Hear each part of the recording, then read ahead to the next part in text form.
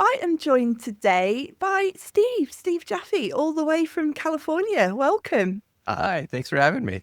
Very, very welcome. To kick things off, Steve, I'd love to get a top level overview of your career history and your kind of career journey to date. Talk me through it. Sure. All right. So my career is sort of in three acts. First act is in advertising, spent about 10 years in advertising agencies along the West Coast of California. Most notably, I was in Las Vegas and worked on the Las Vegas, What Happens in Vegas, Stays in Vegas ad campaign. I was on that from the date of launch through its first 5 years, which was just So like a cool. rocket ship. Yeah. Yeah. And then I moved over to the client side, like most people do. So I spent a good portion on the client side doing in-house marketing, a lot of different things, but stayed in travel, tourism, and hospitality mostly. And then the kind of third act was in technology startups, SaaS companies, product marketing, and doing a little bit of business development and sales.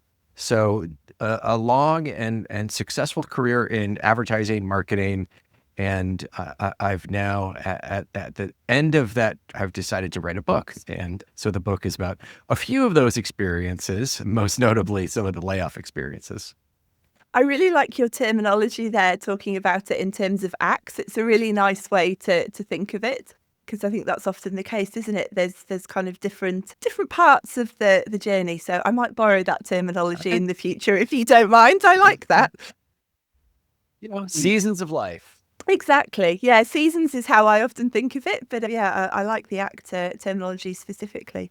Mhm. You touched on it there, the layoffs and redundancies for the English and Australian listeners, and that's something that you've experienced a number of times across your career, and really want to kind of delve into, I guess, how you've come to think of that and how those experiences have shaped you and kind of what you've gone on to do, and also I think most importantly what you've learned from them and now kind of share with others in terms of how you think about them and the process that you've kind of developed to work through them.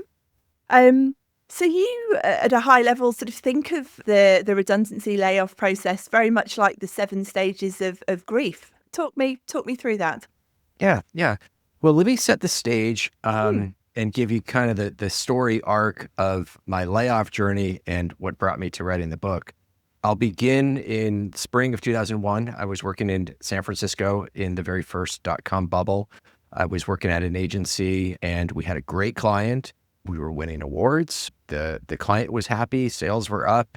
Everybody, by all accounts, we were hitting our goals and metrics. I had just gotten married and it was very much literally and figuratively the springtime of my life.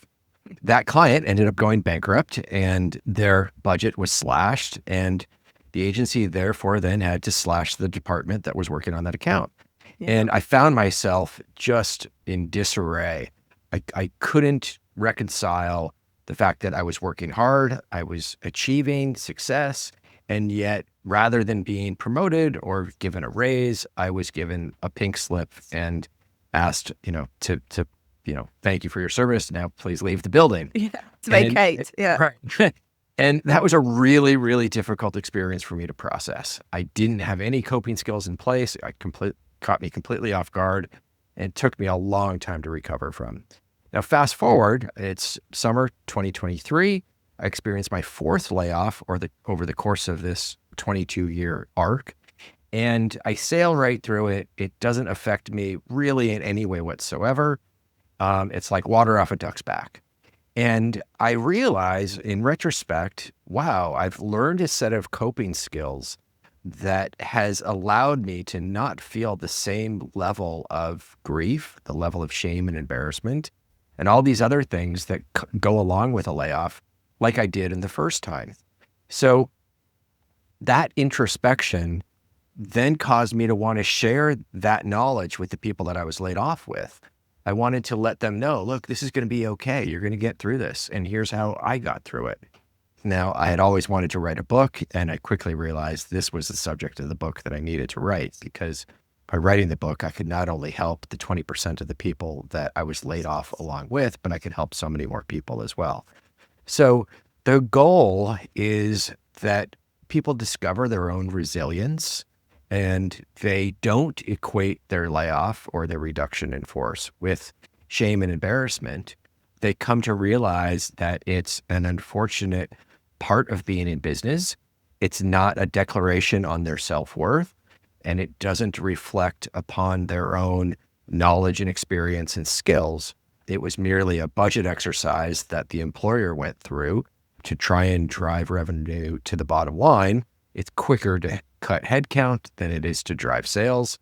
Therefore, some people end up on a list and end up getting cut.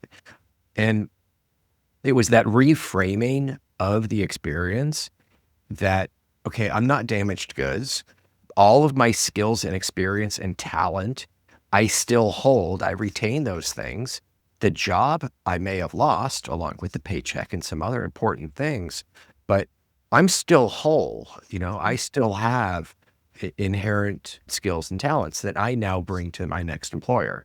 So it was very much a reframing for me. And that's what I hope readers take from it, is that this is a small chapter. It's not their whole story. And they will emerge on the other side with maybe a different life perspective and potentially renewed sense of like their career path and what they want to do in life. Yeah, and I think particularly in the creative kind of marketing industry, like over the course of a career, almost inevitably it's going to happen to you at some point, at least once.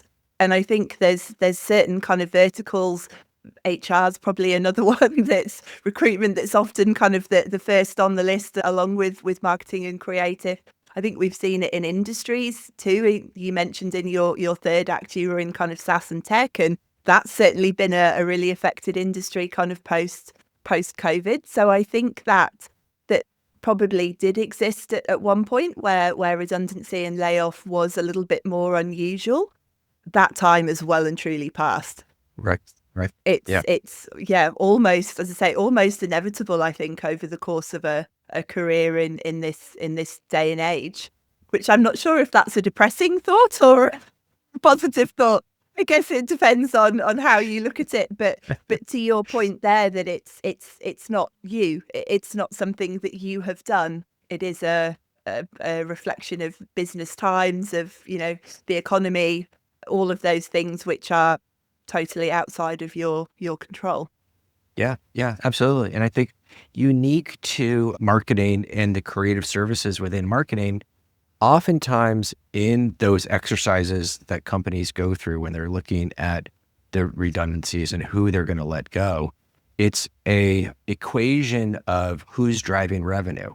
Yeah. And oftentimes marketing may indirectly be driving revenue, but so often marketing is actually spending budget on their marketing initiatives and whatnot, right? So if you are not directly bringing dollars to the bottom line and you are actually draining funds to drive marketing advertising campaigns, you do tend to find yourself on that list more often than other departments and other industries.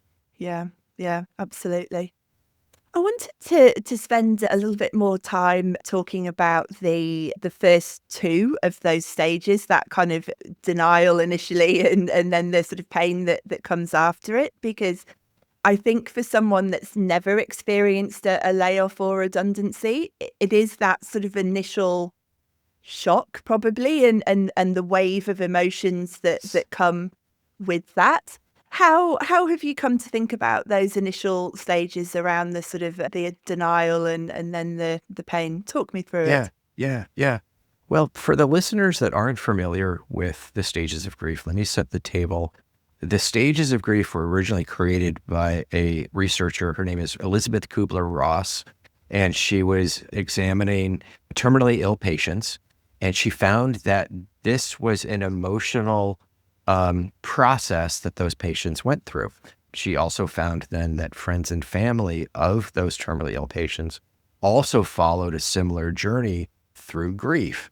Since that time, it's been kind of widely accepted that any traumatic life experience, whether it's a divorce, certainly job loss comes into play, that we as humans tend to process those things very similarly. So she first created the 5 stages, and then in time, 2 more were added. And I really like the 2 because they allow you to find like the other side, to find the light at the end of this tunnel. And they pertain really well to a layoff. So I borrowed that framework because I found and identified with it in a way of, my own personal experience. Now, they don't necessarily follow a linear path, and not everybody may experience all 7. Some days you may experience none, and some days you may experience all of them. It Those just depends particularly on, fun days, right? yeah. Yes. Those are the days you just stay in bed. Yeah. They're unique to everyone in their own life experience. But certainly the first 2 stages that you mentioned, denial and pain, also known as anger, are very common. It's very easy to immediately be in a level of shock, like you mentioned. I can recall on really, I think 3 of my 4 layoffs, they came as a big surprise. So one minute you are planning an ad campaign, you're meeting with a vendor, you're doing business planning, you're planning for the future. And in literally minutes, that all goes away. It's all gone. And you have your paycheck, your health insurance removed. But all of those friends, all of those colleagues, you don't really get to say goodbye to them. You're shown the door very quickly. You don't get to hear, accolades about your work meant so much and you did such a great job, like some people receive when they leave under different circumstances. So it's a period of immense shock, and you kind of tend to shut down. You go into like my body, I tend to get kind of hot and sweaty. I tend to like lose focus. I don't really hear everything that's being said. So when the HR person starts talking about the severance package and the health insurance and all of these things, it's a big blur. And what's happening there is it's your body's way of protecting you. It's too much information to process all at once. So your body is kind of building up defenses that you need time to recover from. You're going to find over the next couple of days that fog, right? I was talking to somebody about this, and the day after she got let go, she was in a car accident because she was in this fog. Yeah. So the denial is real, and it's kind of a bit of the body's self-defense mechanism. And then, it's not uncommon and totally acceptable to feel angry about the situation. Yeah. Your livelihood, the way of kind of making sense of yourself in this world, the way you define yourself, the way you derive, pleasure and enjoyment from your job, a sense of fulfillment, relationships, all of these things are gone. And that takes a minute to process. So it's really important that as you're dealing with these things, you're acknowledging what's happened and you don't ignore it or minimize it. And that you take a pause and you give yourself some time to process this. And don't jump right into doing resumes and going on job interviews. Give yourself some time to process this, because if you don't, it'll manifest in a job interview when the person from HR says, well, tell me about your last job. What happened there? And you're going to stumble and stammer, and it's going to be a big elephant in the room that you're just going to want to hide from. This is where letting go of the shame and embarrassment and calling it for what it is, which is, an unfortunate life experience, but all too common. And you know what? That really talented, really hard worker that I was before, I still am. Yeah, absolutely. There's so much in there. I was reflecting. I have been made redundant once myself, but I'm probably a slightly unusual case in that I was actually really happy about it, because it was somewhere that I didn't necessarily want to be anymore. So, but I do certainly remember that shock, because it all happened so quickly, as you say. 1 minute you're sitting at your desk doing your normal job, and then 10 minutes later you're walking out the door in my case. And the point you touched on around that was your colleagues, because I think you spend so much time with these people, and hopefully they're good friends, and they're people you like, and you formed really good bonds with them. And to just kind of have that ripped away, as well as the kind of the practical elements of your salary and your routine and all of those kind of things, I think that really adds to that emotional sort of toll of it, and can lead to, I think, a feeling of isolation for people, and not necessarily kind of knowing how to deal with that, or where to turn. Right, right. Well, those people that you work with, you spend more time with them probably than Yeah. your family. Yeah. And, you're in this foxhole with them. And when Yes. things go good at work, you turn to them and you kind of all talk and you celebrate. When things go bad at work, you all get together and you talk about it, and they help prop each other up and they comfort you. Mm. And in this time now where you have a really difficult time at work, you don't have that network that you would normally turn to. That network is kind of turned off in many instances. Yeah. So you're suddenly left with, well, these are my people that got me through those tough days. And here I am in a really tough day, but they've all moved on. All of that work that I had in front of me, well, guess what? They've absorbed that work, Yeah. and they're dealing with survivor's guilt. So they have their own stuff that they're working through. It's a difficult time. And that loss of community is Yeah. also something that you want to give yourself some time to kind of mourn. Yeah, absolutely. The other point you made there that I think is so critical, and it's something that I've seen people not do a lot, actually, in my sort of previous recruitment career, is that giving yourself time to actually take a breath, to kind of process what's actually happened. And seen multiple times, someone essentially gets made redundant on the Friday. Monday morning they're on the phone, they've got their CV ready to go, they're having conversations. I've had conversations with people literally in that time frame.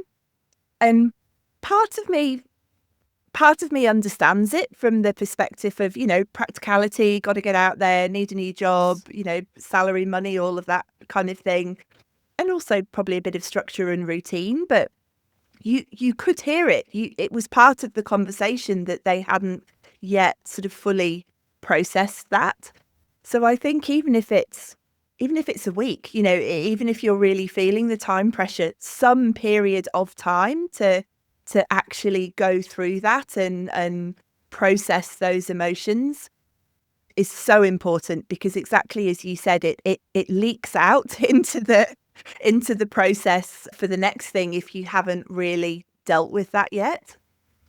Yeah. Yeah. I agree 100%. And I wonder, given your experience and having kind of gone through that a few times, did you find that you got much better and quicker at that processing? I'd imagine it perhaps hit you far harder the first time, whereas you kind of get, yeah, okay, I know what to do, I know what this feels like, and you've essentially already kind of done that mental work. Yeah. What I found over time was I had started to build up these coping skills, and I started to build a really healthy, like, mind, body, spirit balance that gave me this baseline that I could draw from in difficult times. So, I talk a lot about, like, some non-negotiables for me that set me up for success every day. And they sound simple, but when you ladder them all up, and there's some science behind it as well, you get a really good night's rest, sleep well, limit alcohol intake, have a good, healthy, well-rounded diet, exercise, get outside, develop a gratitude practice. Mm. One of the things about a layoff or a redundancy is that you have so much loss and so much has been taken from you. Get your mind thinking about what you have, Yeah. and start reframing how you think about your circumstances. And I also recommend some sort of like a meditation practice, sitting quietly for a few minutes to examine your thoughts will really help you create some intentionality, so that when you're faced with this, like you mentioned, you may be in a really toxic work situation. You may have a boss that's really awful. A layoff can be like a get out of jail free card. It can give you the opportunity to reassess what path your career is on, Yeah. if it's in alignment with your own personal values, if it's a career that you're deriving joy from and fulfillment. If your career path, your industry is looking at contraction, this is a good time to say, wow, there are a lot of jobs that are just being eliminated right now. If I stay in this field, I'm just going to get met with another layoff. I need to pivot into doing something Yeah. else. Now is the time to do that, right? Mm. So all of those things, that mind, body, spirit approach, I think, is also what helped me by the fourth layoff sail right through it, because I Yeah. had a lot of coping skills in place that I had developed. Yeah. I think the other thing that gives you, and totally agree with your points there, but I think the additional thing that it gives you is a bit of structure to your day, because I think that's the other thing that people really struggle with, and certainly a lot of the conversations that I've had over the years of, you go from whether it's a 9 to 5, but some sort of structure, and then suddenly you wake up and all that structure is gone. And I think if you're someone that's always been employed and you've never worked for yourself, you've never had to design that structure for yourself, it's a real shift. Suddenly there is this blank day in front of you and you're thinking, okay, well, I know I need to get a job, but what else am I doing for Right. the rest of the Right. day? And I Yep. think some of those kind of wellness practices, the getting outside, the going for a walk, the sleeping well, the meditation, it helps to kind of punctuate your day and give you that structure. And I think that makes a huge, huge difference. You're exactly right. You're exactly right. Yeah. Yeah. The other thing you mentioned at the beginning there was the additional two that have kind of been added to the end, and I liked the way you sort of phrased that of I think you said sort of reframing, or the more sort of positive aspects of what could come next. And to our earlier point, I think it is a little bit of a process to get to that positive mindset, and actually this could be a real exciting new chapter for me, and what could the future hold. You're not necessarily going to be thinking that on day two, but that kind of reconstruction and renewal phases. Tell me about that. Tell me how you kind of worked through those in your experience, and how you've kind of come to think about that. Yeah. Yeah. Reconstruction and renewal. There's a great analogy, thought exercise that I just love in terms of doing some self-discovery. And I'll share it with you briefly. It's a story called The Ship of Theseus. And this is an ancient ship in ancient Greece times, a very famous ship. It had been in a bunch of battles and won a bunch of battles. And this ship is in a museum. And they're finding that the ship is so old that in order to preserve it, they need to replace the wood planks in the ship. So one by one, they replace the wood planks. And now that the wood has all been removed and replaced, the question is it still the same ship? Yeah. And then it kind of goes even deeper. If those planks are used to reassemble another ship, then which, if either, is the real ship of Theseus? And what I like about this exercise is it explores identity, continuity, change, and it forces us to consider what makes something or someone the same over time. Now, in the face of a layoff, when you've lost that job, the important thing is to recognize you're still the same person. You still have those same skills, right? So oftentimes people will ask when you meet them, "Hi, so Emma, what do you do for a living?" Right? Yeah. That's the opening line Yeah. at a cocktail party. And you will say, oh, well, I work for X, Y, and Z ad agency, or I work in marketing as, Clorox or something. And that becomes how you're defined. But there's difficulty there if you're laid off because you can't define yourself by that employer, right?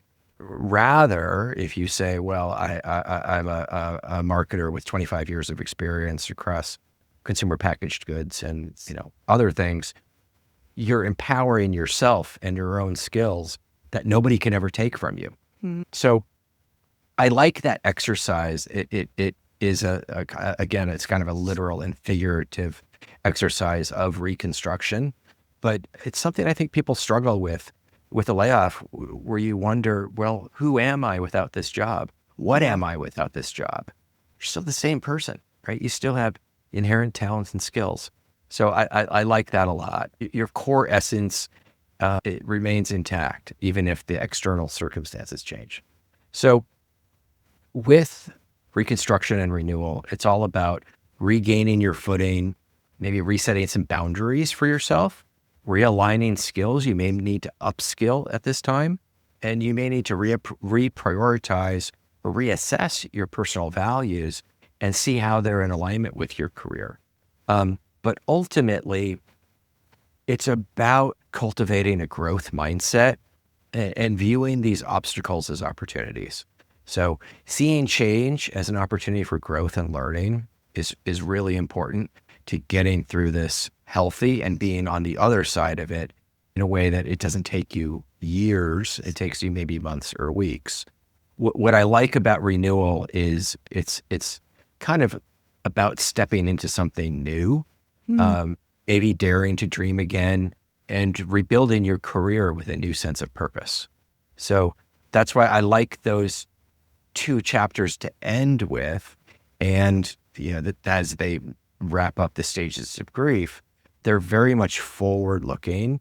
Yeah. And I feel like they're very positive. Yeah. To bookend the first two that we talked about, denial and anger, those are difficult emotions. Those are very much like in the present, in the here and now. I'm working through, a difficult situation, a difficult set of circumstances. These last two are much more, I think, and forward looking. The other thing I really like about them is there's a real sense of regaining control there, that you're in the driving seat. Like I say it all the time, and to use your analogy, you are the captain of your own ship. Like you're the one that actually gets to kind of, I'm going to keep going with the analogy, chart the course for where you want to go next. I'm on fire now. I'm going to keep going with that one. Yeah. But I think that's so important, and it's so interesting. I've seen it, so many, many times over the people that I've spoken to over the years that have gone through redundancy and then kind of come out the other side, that it almost weirdly becomes kind of like a positive experience for them, because it's set them on a new course that they perhaps wouldn't have got to. It's really changed their thinking about something. In some cases, they've made some really fundamental changes and gone in quite a different direction. And sure, when it first happens, you're probably not going to be able to immediately jump to that. And to our earlier point, you probably shouldn't. You need to kind of go through that process. But there is actually something kind of really powerful in that time of redundancy, that you have been given time that you don't always get. If you're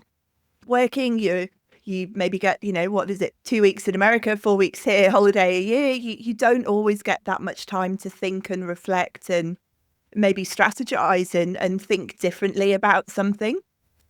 And that's actually the thing that redundancy gives you. It gives you that kind of time and space to be able to think differently.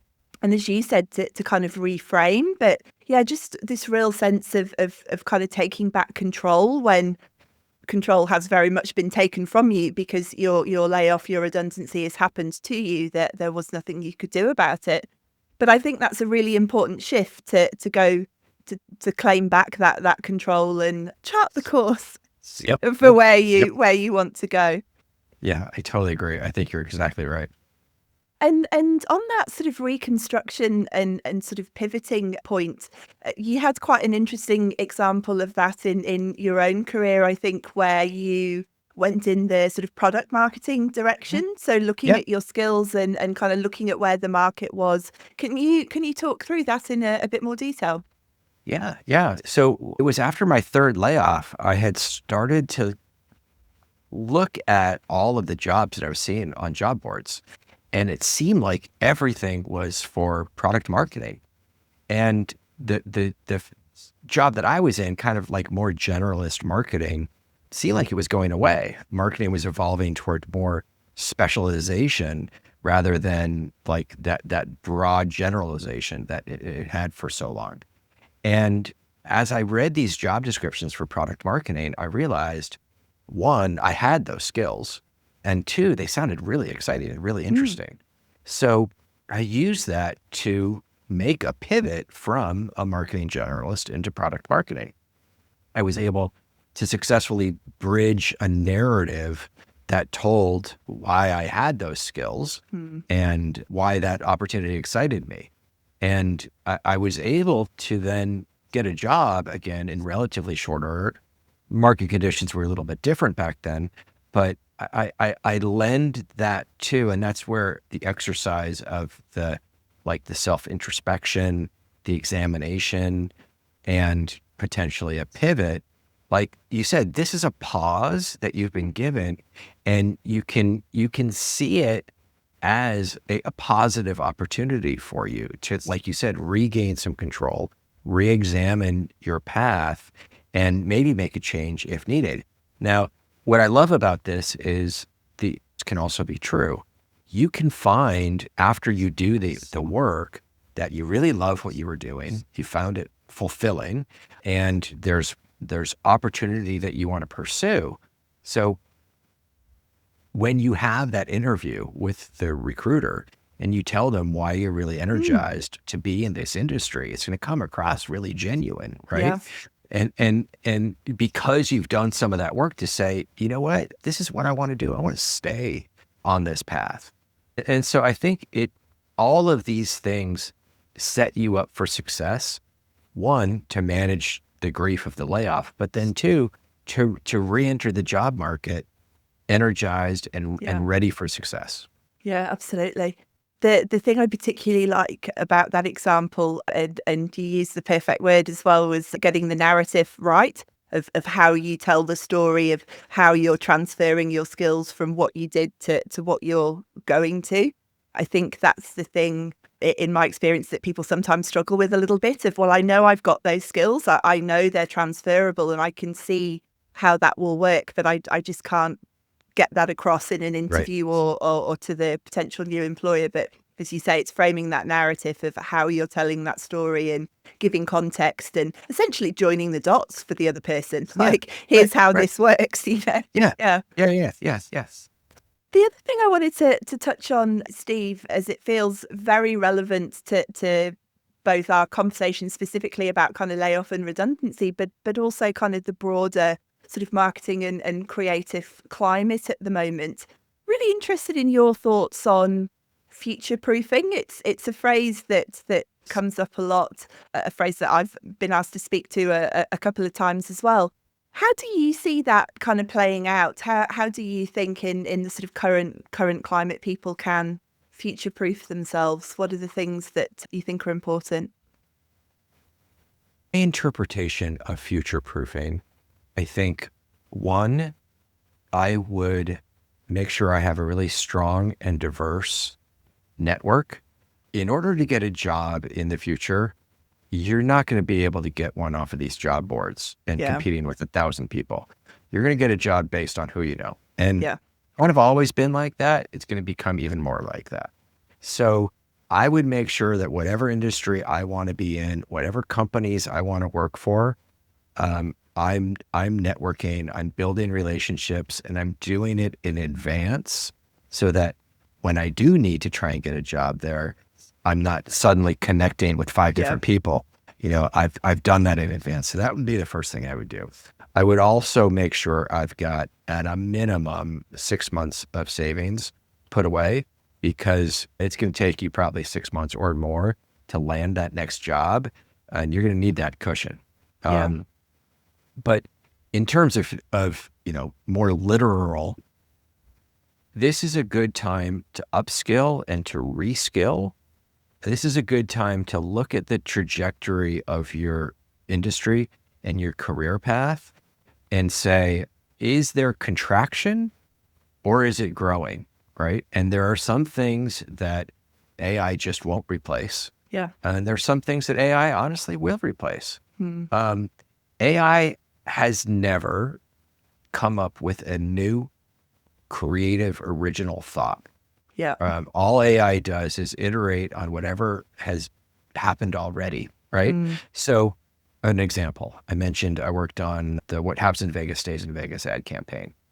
AI is never going to come up with that tagline, right? So if I'm a copywriter, I feel pretty comfortable. Now, there are some employers who feel like, well, we can outsource copywriting to AI. And they're short-sighted and probably I'm not 12 sure how long months. that's going to last. Right. In 12 months, they're going to rehire their copywriter because they're going to find that AI isn't writing anything creative. On the flip side of that, if let's say I'm a proofreader or I'm an editor, that may be a difficult job to bridge what AI can do, because AI can do a pretty good job proofreading and editing, right? But, if I'm in the creative services field, I'm not that worried about AI because that's the one thing AI can't do. Yeah. If I'm in accounting, AI can probably balance a spreadsheet and balance a budget, with the right inputs. AI can do decent coding. It needs an editor. And the thing with AI is you need to supervise it. You need to hold its hand and coach it. Yeah. And that requires talent and skill, right? So I think we're at an inflection point in this new tool. And is that tool being used correctly?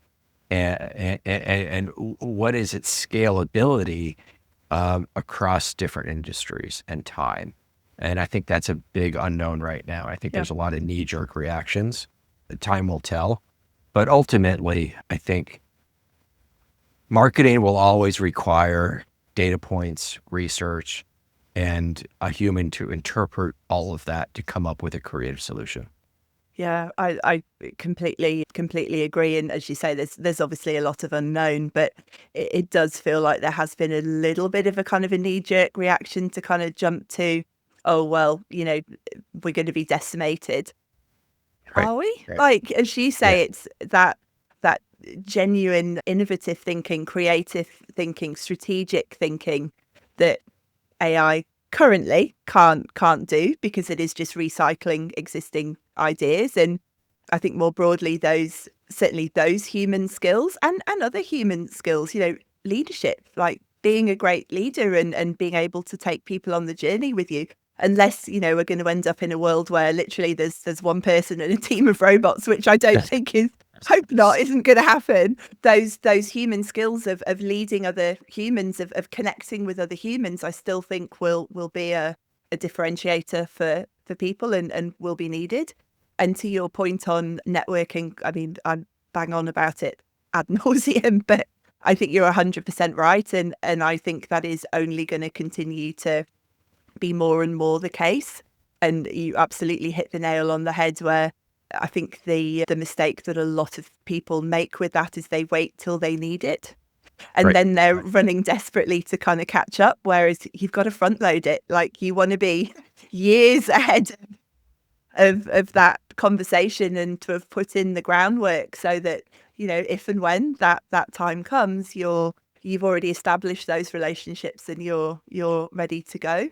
But it's interesting, like, you answer that question in quite a positive way, which is also the way I tend to answer that question. And it does feel that there is perhaps a little bit too much negativity around that. But as you said, time will tell.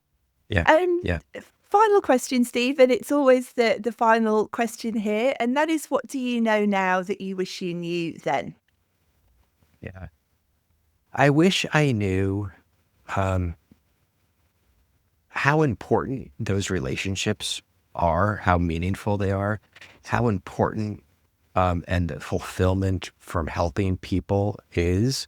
I think early in my career, I was very focused on myself, my title, my salary, my responsibilities, the prestige of the account or whatever it was. And I didn't always think about others in a really healthy way and those relationships. And now on this side of things, I'm really thinking about what can I do to help others? What can I do to prop other people up and empower them to be their best selves?